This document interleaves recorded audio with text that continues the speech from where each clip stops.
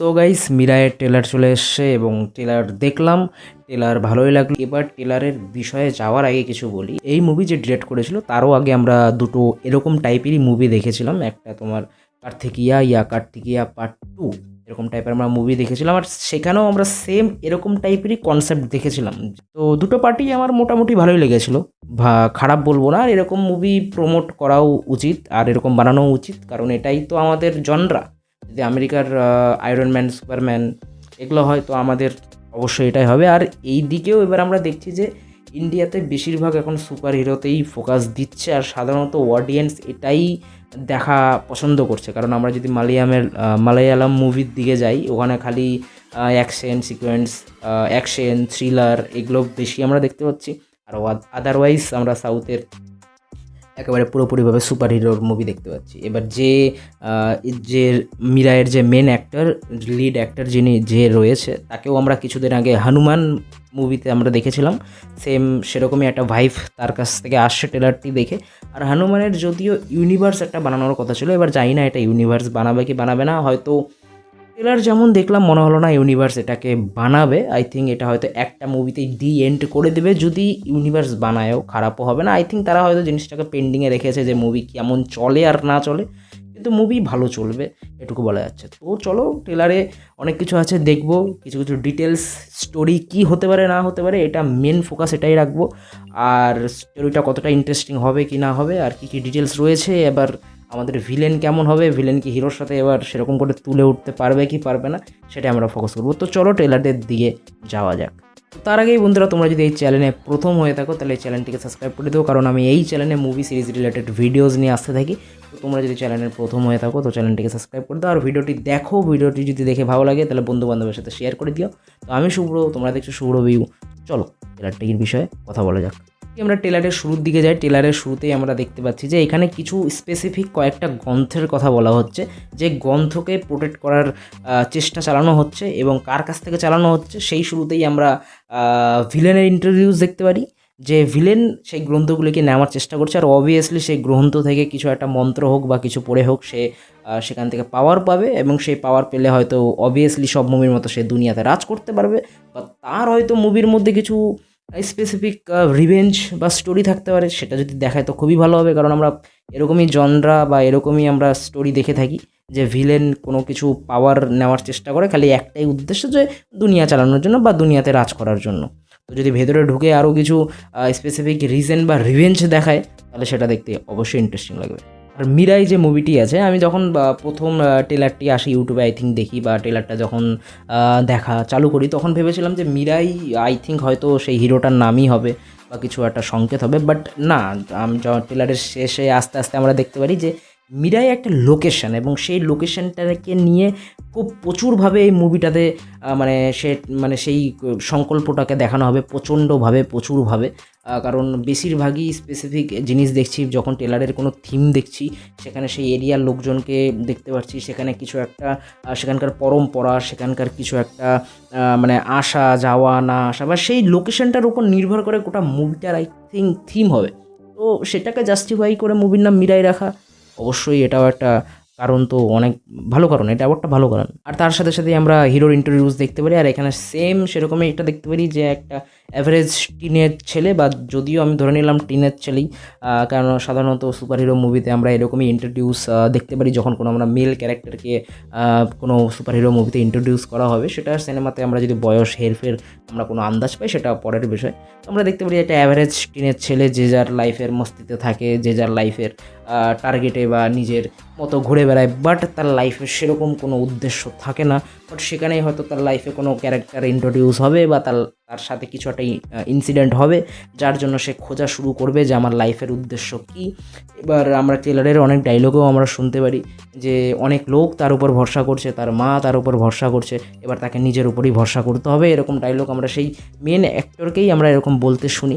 তো এরকমই কিছু একটা হবে যে সে ছোটো ছোটো ইনসিডেন্ট থেকে আর কি সেই সমস্ত লোকদেরকে বাঁচানো শুরু করবে, সেই সমস্ত ভিলেনদেরকে মারা শুরু করবে বা ছোটো ছোটো বিপদ থেকে সবাইকে রক্ষা করা শুরু করবে। তো সবাই একটা ভরসা টাইপ পেয়ে যাবে যে হ্যাঁ আমরা যে জিনিসটাকে রক্ষা করতে চাচ্ছি বাট রক্ষা করতে পারছি না, সের জন্য এই ছেলেটাই হয়তো পারফেকশন। এরকম আমি ট্রেলারের অর্ধেক অবধিও ভাবলাম, বাট ট্রেলারের শেষে যখন আমরা যাই সেখানে একটা আমরা বাহুবলীর মতো একটা বাচ্চার একটা সিন আমরা দেখতে পারি, যেখানে হয়তো তার মা তাকে জন্ম দিয়ে হয়তো হারিয়ে ফেলেছিল, বা সেখানে আমরা শিয়া শারনকে দেখতে পারবো, মেন অ্যাক্ট্রেস। আই থিঙ্ক সে মেন হিরোর মা হবে। আই থিঙ্ক এরকম কিছু একটা ইনসিডেন্ট হতে পারে যে তাকে জন্ম দেওয়ার পর তাকে নদীতে ভাসিয়ে দেয়, বা তারপর অন্য কোথাও সে গিয়ে থাকে এবং তাকে হয়তো কেউ পায়, তারপরে হয়তো সে মানুষ হয়, জাস্ট লাইক কর্নের স্টোরির মতো। তো সে যখন আবার ফিরে আসবে তখন হয়তো সে একটা মা ছেলের মধ্যে একটা আমরা কমপ্লেক্স ইমোশনাল টাচ আমরা দেখতে পারবো, বা যেখানে হয়তো হিরো এই সমস্ত উদ্দেশ্য থেকে আসতে চাইবে না, যে কি দরকার, আমি তো আমার লাইফ ঠিকঠাক মতো কাটাচ্ছি, ওখানে যাওয়ার কি দরকার। তখন হয়তো তার মায়ের যে ইমোশনাল দিকটা সেটা হয়তো তাকে টেনে আনবে এবং তাকে মজবুর করবে যে না, এটা আমারই জায়গা, আমারই লোকেশন, আমারই ভবিষ্যৎ, আমারই লোকজন, তো আমাকে এটা তাদের জন্য করতেই হবে। তো হালকা পাতলা আমরা একটু বাহুবলীর মতো আমি একটু ফিল পেলাম ওই জায়গা থেকে। প্রায় এরকম সাথে সাথেই আমরা ভিলেনের ইন্ট্রোডিউস আমরা দেখতে পারি এই ট্রেলারে। তো ভিলেন যেটা আছে ঠিক আছে, তাগড়া আছে, ভালো আছে, এরকম ভিলেনই দরকার। এরকম একটু লুক বা এরকম একটা অ্যাগ্রেশন না থাকলে সিনেমাতে ভিলেনের দেখে মজা আসে না। আর আমরা ভিলেনের যে জিনিসটা জানতে পারি যে হ্যাঁ, ভিলেনও অনেক দিন থেকে অনেক খাটছে, অনেক মেহনত করছে সেই গ্রন্থগুলোকে পাওয়ার জন্য। আর অ্যাজ ইউজুয়াল ভিলেন খুব পাওয়ারফুল শুরু থেকেই দেখানো হবে, আর হিরোর কাছে কিছু থাকবে না, যেটা সত্যি সুন্দর কাজ করেছে। কেন এরকমই দেখতে মজা আসে যে হিরোর যখন আস্তে আস্তে ক্যারেক্টারটা ডেভেলপমেন্ট হবে, বাট ওইদিকে অলরেডি ভিলেন পাওয়ারফুল, তো দেখতে তো একদমই মজা আসবে যে কী হচ্ছে না হচ্ছে। তাছাড়াও আমরা অনেক সিন দেখতে পারবো, আমরা মাউন্টেন অ্যাডভেঞ্চার্স টাইপ কিছু আমরা দেখতে পারবো, যে সে হয়তো একটা অ্যাডভেঞ্চারে বা কোথাও একটা সে বেরোবে, এবং সেখানে কোথায় যাচ্ছে এটাই হচ্ছে মেন প্রশ্ন। সে হচ্ছে একটা অস্ত্রের সন্ধানে আই থিঙ্ক সে যাবে, যে অস্ত্রটা কোনো একটা পাহাড়ের গুহায় বা কোথাও একটা থাকবে। এবং আমরা এরকম টেলারের একটা আমরা অংশ আমরা দেখতে পারি যে সেখানে একটা পাখির একটা পাখি হবে, সেটা এখন যেহেতু এখানে ত্রেতাযুগের মানে রেফারেন্স আছে, আই থিঙ্ক সেটা এখন জটায়ুকে বলছে না, জটায়ুর রেফারেন্স দিচ্ছে বা কোনো জটায়ু টাইপ কোনো পাখির কোনো, যেহেতু আমরা দেখতে পেলাম সেটা একটা ঈগল পাখি হবে, যত সম্ভবত ঈগল বা বাজ পাখি টাইপই হবে, যারা অনেক উঁচুতে উড়ে বেড়ায়, সেই সমস্ত পাখিরই কোনো গ্লিমস দেওয়া হয়েছে। এবং সেখানে আমরা একটা সিনে দেখতে পারি যেটা পাস্ট ক্লিপ হবে, সেটা কোনো প্রেজেন্ট ক্লিপ না, মানে মুভির টাইম লাইনে সেটা কোনো ক্লিপ হবে না, সেটা অনেক পাস্টের ক্লিপ, যে একটা মানুষের হাত থেকে একটা ঈগলের হাতে সেই অস্ত্রটা দেওয়া হচ্ছে বা ঈগল সেই মানুষটাকে দিচ্ছে। তো সেম যখন আমরা সেই বরফের সিনটাকেও দেখি, যখন আর একটা আমরা বরফের সিন দেখতে পারি যেখানে একটা বড় ঈগলের সাথে নায়কের দেখা হয় বা সেই অ্যাক্টরটার দেখা হয়, যেখানে হিরো আমাদের মেন হিরো আছে, সেটা ট্রেলারের শুরুতেই আমরা দেখতে পারি। তো সেটাও বরফের জায়গা এবং সেই অস্ত্রটাও যেখান থেকে সে পায় সেখানেও বরফে ঢাকা। তো আই থিঙ্ক এরকম আমরা কিছু একটা হতে পারে যে সেই ভিলেনটিকে হারানোর জন্য সেই অস্ত্রটা খুব দরকার, বা সেই অস্ত্র দিয়ে সে হয়তো মোকাবেলা করে সেই ভিলেনটাকে থামতে পারবে। তো তাকে তার সেই লোকেশন দেওয়া হয়, ঠিকানা দেওয়া হয়, এবং সেই অ্যাডভেঞ্চার করে সেই অস্ত্রটাকে আনতে যায়, এবং সেখানে হয়তো সেই ঈগল পাখিটাকে সেই জিনিসটাকে প্রোটেক্ট করে রাখার দায়িত্ব দেওয়া হয়েছে, যে এই জিনিসটাকে তুমি প্রোটেক্ট করবা, বাইরের কোনো কেউ যদি নিতে আসে না আসে। তো সেখানে হয়তো আমরা সেই ঈগল পাখির সাথে আমরা হয়তো হিরোর একটা ফাইট সিকোয়েন্সে দেখতে পারবো। ফাইট সিকোয়েন্স তো সেরকম হবে না, আই থিঙ্ক হিরো সেই ঈগল পাখিটার কাছ থেকে বেঁচে টেচে হয়তো সেই নিজেকে প্রুফ করে সেই জিনিসটাকে নিয়ে আসবে, এবং সে যখন সেই জিনিসটাকে নিয়ে নেবে সে পাখিটারও রিয়েলাইজেশন হয়ে যাবে যে হ্যাঁ, এই আসল হিরো, নাহলে তো এই আমাকেও হারাতে পারতো না বা এই জিনিসটাকে ধরতেও পারতো না। এরকম কিছু একটা আমরা দেখবো। তো ওভারঅলভাবে দেখতে গেলে না, বানাচ্ছে তো ঠিকই, দেখতে মজা আসছে তো ঠিকই, কিন্তু সব কিছুরই কেমন যেন আমরা অলরেডি মানে একটা দেখা হয়ে গেছে এমন টাইপের জিনিস। তুমি যদি ভিলেনের কথা বলো, অ্যাজ ইউজুয়াল ভিলেন পাওয়ার থাকে, তারপরে হিরোকে একটু ক্যারেক্টার ডেভেলপমেন্ট করে, যেটা করা উচিত, এখন কেউ করতে পারে না। আমরা যদি খুব হাইলি হলিউডের মুভির সাথে মানে কম্পেয়ার করি তাহলে এরকম হয়। তো তারপরে যদি তুমি কনসেপ্টগুলো দেখো, এগুলো সমস্ত কেন জানি না আমাদের একটু হলিউড মুভিতে দেখা হয়ে গেছে অলরেডি, যে এরকম এরকম টাইপ হবে।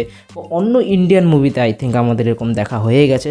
যেরকম আমি জিনিসটাকে পুরোপুরি অ্যাকোয়াম্যান থেকে বললাম, যে অ্যাকোয়াম্যানে যখন সে নিচে তার তরোয়ালটা নিতে যায় সমুদ্রের নিচে, তো তাকে যেরকম একটা বড় বিশাল মানে জন্তু, সেটাকে মানে প্রুফ করতে হয় তাকে যে হ্যাঁ আমি কেপেবল, তারপরে সেই অস্ত্রটাকে পায়। তো সেরকমই সেম এখানে, জাস্ট ঈগল আর আমাদের হিন্দু মাইথোলজির কিছু একটা অস্ত্রের সাথে রিপ্লেস করে দেওয়া হয়েছে।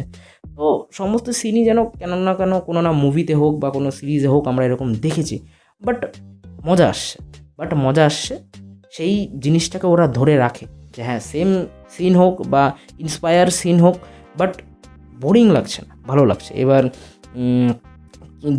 এবার ইউনিক কী থেকে যাচ্ছে, এবার ইউনিক থাকছে আমাদের হিন্দু ধর্মের বা আমাদের ত্রেতা যুগের বা আমাদের সেই রামের কোন ব্যাকস্টোরিকে দেখানো হচ্ছে, বা সেই আমাদের ভগবান রিলেটেড কোন গ্রহণ থেকে দেখানো হচ্ছে, আর সেই গ্রহণতে কী এমন পাওয়ার আছে, আমরা সেখানে কি কি রেফারেন্স পাচ্ছি, অ্যাক্টরসদের কেমন পারফরমেন্স থাকছে, এই যে একটা এই কানেক্টিভিটিগুলোই খালি ফোর্স করছে এই মুভিটাকে দেখার বা এক ঝলক দেখে আসার বা জানার এই পারফরমেন্সগুলো। আর অবভিয়াসলি এটার সাথে সাথেও এটাও থাকা উচিত, যদি ইন্ডিয়াতে ভালো কাজ এরকম হয় অবশ্যই প্রমোট করা উচিত, অবশ্যই দেখা উচিত, সেগুলোকে সাপোর্ট করা উচিত। যদিও সত্যি কথা বলতে আমিও সমস্ত সিনেমা হলে গিয়ে দেখে উঠতে পারি না, কিন্তু যারা তোমরা পারো অবশ্যই যাবা, অবশ্যই দেখবা, অবশ্যই রিভিউ দেবা, এটাই।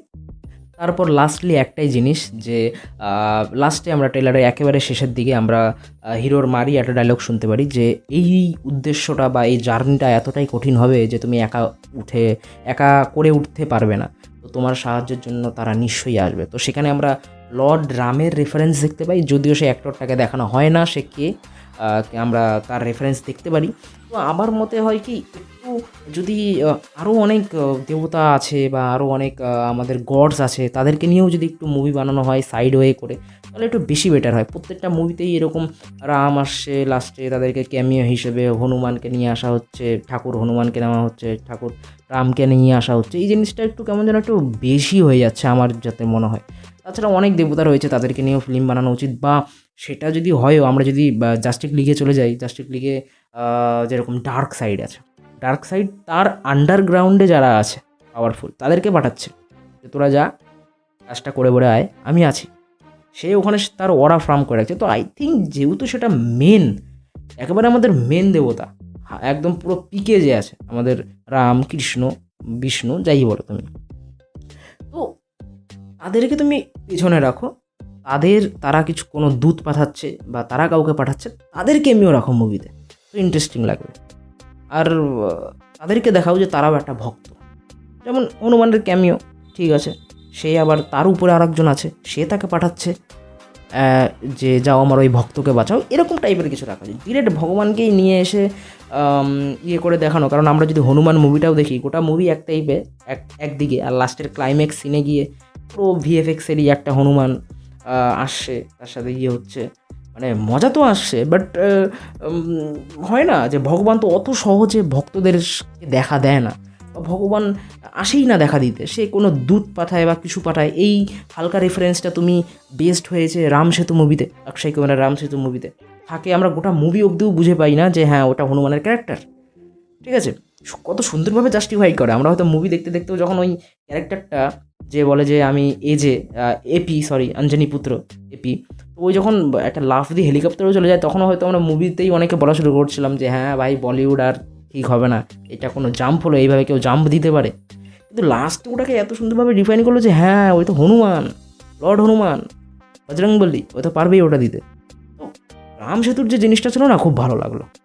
তো এইভাবে হালকা হালকা করে টাচি করে আনবো, কারণ ওরা ভগবান, ওরা গড, একদম ডিরেক্ট, মানে মানুষজনের সাথে ওনারা আসেন না, মেশেন না, হয়তো আমি জানি না, বাট আমি যেটুকু জানি আমি আমার এক্সপিরিয়েন্সে বলছি। তারপরে এটা আবার কলিযুগ, এখন তো ভগবানের পৃথিবীতে আসার চান্স আরও কম, কারণ থাকতে পারেন না না হিসেবে, যেরকম আমি যতটা জানি, যতটা শুনি আমার মায়েদের কাছে, তারা অনেক ভক্ত, যে মানুষের এখন ব্যবহার বা মানুষের এখন নিষ্ঠা হয়ে থাকা, বা মানুষের এখন ওরকম পবিত্র হয়ে না থাকা, অল্টা টাইম নোংরা পোংরা হয়ে থাকা, আমরা ছেলেরা তো আরও বেশি, তো ভগবান অতটা এখন পৃথিবীতে থাকতে পছন্দ করেন না, তারা এখন স্বর্গেই থাকেন, বা তাদেরকে তো আর আগের মতো ভক্তরা ডাকেনও না।